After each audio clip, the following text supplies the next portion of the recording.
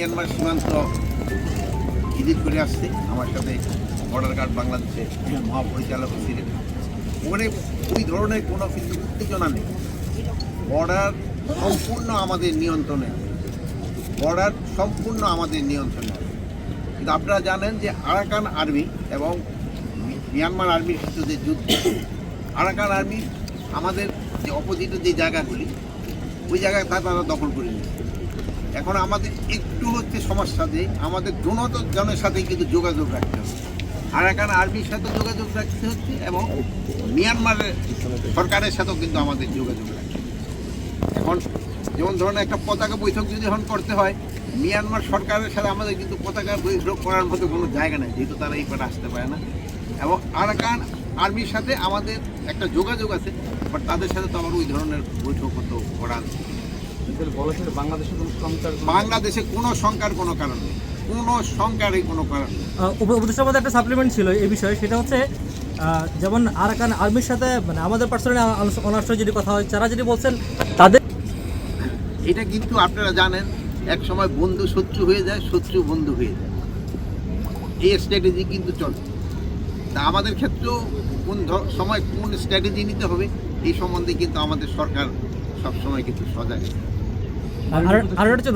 আরেকটা হচ্ছে সীমান্তে এখনও বেশ কয়েকটি জায়গায় আমরা দেখেছি, বিশেষ করে রাতিডঙ্গের ডাউনে যেগুলো আছে, যেমন আরাকান আর্মির সাথে গতকালকেও তারা যদি বলেছে যে এখন পর্যন্ত যে আমাদের সেন্ট মার্টিন যেতে হলে ওদের একটা মানে জায়গা আমাদের নাফ নদীতে আমাদের দরকার পড়ছে।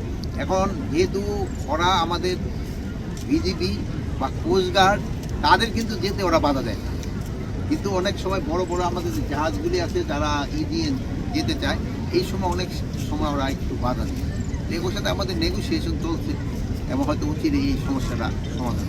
মাননীয় উপদেষ্টা, গতকাল আমরা খবর পেয়েছি যে এদের উদ্ধারের চেষ্টা চালানো হচ্ছে, উচিতই তারা হয়তো আল্লাহ দিলে উদ্ধার হয়ে যাবে। কারা অপহরণ করেছে জানতে পেরেছেন?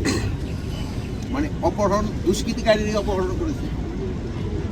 মাননীয় উপদেষ্টা, আমাদের পার্শ্ববর্তী দেশ ভারত, আমরা দেখছি আমাদের পলিটিগত বিষয় আপনারা আজকে দেখছেন, আমি অ্যাড্রেসের সময় একটা লাইন কিন্তু আমি পরপর 2বার পড়েছি, আমার উত্তর হলো ওইটি। আমার ওই উত্তরটা ওইটাই যে বিজেপিকে অর্ডার করা হয়েছে তারা যেন কোনো সময় কোনো অবস্থায় পিঠ না দেখায়, বুকটা ইস্যু দেখায়। এবং কি হুঙ্কার, তারাও কিন্তু তারা যেই ধরনের হুঙ্কার দিচ্ছে আমরাও কিন্তু এর বেশি প্রতিউত্তর দিচ্ছি। আমি সাংবাদিক ভাই আপনাদের কাছে আমি একটা অনুরোধ করবো, ওরা মিডিয়া কিন্তু প্রচুর মিথ্যা কথা, আমি ম্যাক্সিমামই এটা কিন্তু প্রতিউত্তর আপনারা দিতে পারেন, আপনারা দিচ্ছেন, আপনারা সত্যি ঘটনা প্রকাশ করে আপনারা দিচ্ছেন। এই ক্ষেত্রে আপনাদের আরও সোচ্চার হতে হবে, আপনারা দিয়ে যাচ্ছেন, আপনারা সত্যি ঘটনা প্রকাশ করে যাচ্ছেন, এই জন্য আপনাদের অনেক অনেক ধন্যবাদ। আপনারা যদি আরও বেশি প্রচার করেন, এটা কিন্তু আমাদের জন্য, দেশের জন্য, জাতির জন্য, জনগণের জন্য, সবার জন্য ভালো। আপনারা কিন্তু এই লক্ষ্যে কাজ করে যাচ্ছেন, আমি আশা করব আপনারা বজায় রাখবেন। সীমান্ত হত্যাটা বন্ধ, শূন্যের কোঠা হচ্ছে না, এই পরপর যে 2টা হয়েছে এটা খাসিয়াদের সমস্যা, এটা কিন্তু খাসিয়া পড়লে তো ওখানে একটু সমস্যা রয়ে গেছে। এই পারও খাসিয়া আছে, ওই পারও খাসিয়া আছে, এবং এই খাসিয়ার অনেক সময় এই পার থেকে ও পারে ক্রস করে যায়, এবং নিজেদের ভিতরে একটা শত্রুতা আছে, ওইটা অনেক সময় তারা উদ্ধার করে ফেলানি হত্যা থেকে শুরু করে আসে বন্ধ করে। এই জন্য কিন্তু আমরা সর্বাত্মক চেষ্টা চালিয়ে যাচ্ছি, সর্বাত্মক।